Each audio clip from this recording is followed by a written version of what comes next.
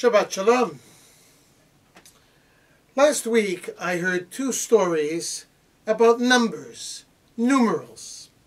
Perhaps not surprisingly, both concerned the Holocaust. Both concerned numbers tattooed on the arms of Jews as they were processed through the death camps.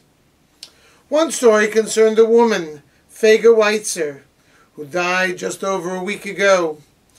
She and her sister arrived at Auschwitz together.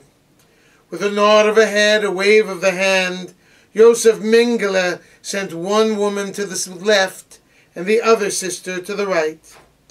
One sister had a number tattooed on her forearm. The other sister had no number at all. She went directly to the gas chamber and the crematoria.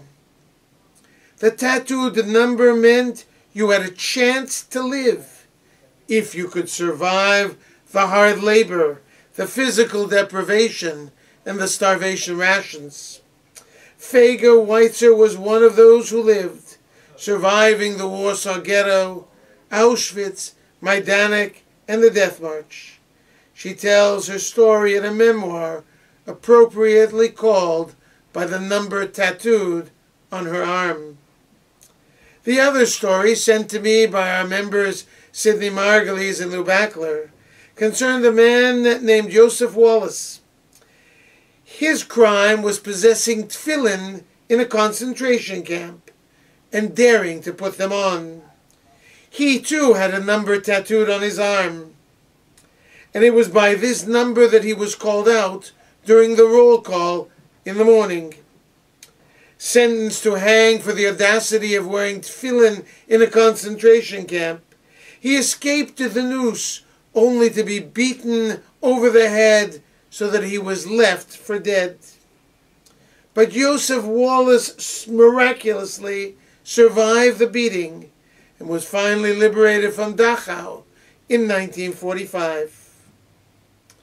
We are all identified by numbers: our driver's license, our health card, our social insurance number, our credit cards, our bank accounts. We have phone numbers, PIN numbers, and code numbers for our home alarm, our business alarm, and our car alarm.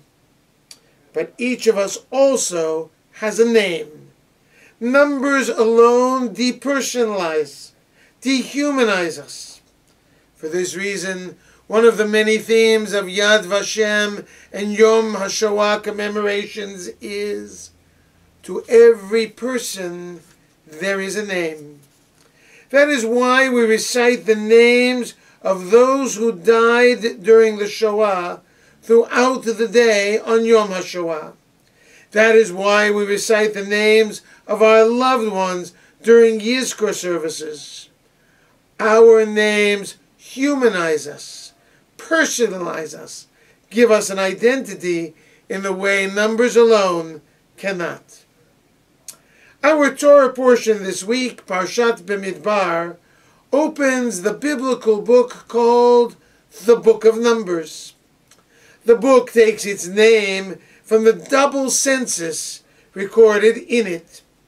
The first census takes place on the first day of the second month of the second year after the Israelites left Egypt. The Israelites had already crossed the Red Sea, received the Torah at Sinai, and had built and dedicated the portable sanctuary in the wilderness. The second census would take place nearly 40 years later, as Israel prepared to cross the Jordan River and enter the land of Canaan.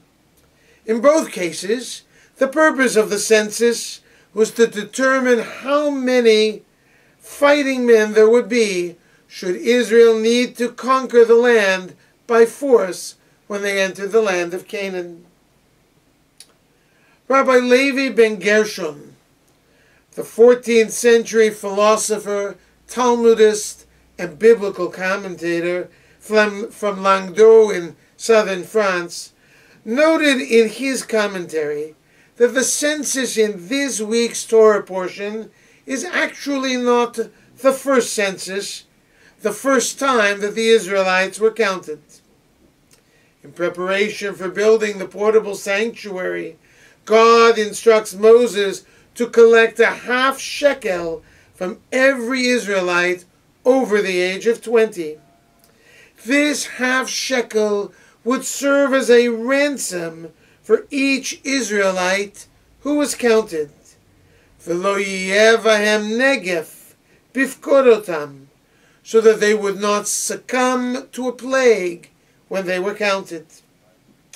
Ralbag notes in his commentary to this week's parsha that the second census was taken b'mispar shemot, according to the number of the names of those being counted. According to Ralbag, it was the names that were counted rather than enumerating the people by counting them off one by one. Again, the reason given, according to the Ralbag, was to avoid a plague if the people simply numbered off. Both of these censuses, the one taken before the building of the portable sanctuary and the one taken right after the sanctuary was dedicated, was sensitive to the potential for dehumanization when people are reduced to numbers. Our Jewish tradition continues to be aware of the possibility and subtly avoids counting individuals simply by numbering them off. Two traditions emerged in counting to see whether there are enough people to form a minyan. In one tradition, usually done in Yiddish, we count off negatively. We say, nicht eins, nicht zwei, nicht drei, until we get to nicht zehn, meaning that there are 10 people in the minyan without saying 1, 2, 3, and so forth. The second tradition actually uses a biblical verse that has 10 words in it. And as we look at each person who is counting to the minyan, we recite the words of the verse. Hoshia et amecha, uvarech et nachalatecha, ureim v'nas'em ad olam. Save your people, bless your heritage, tend your flock, and sustain them forever.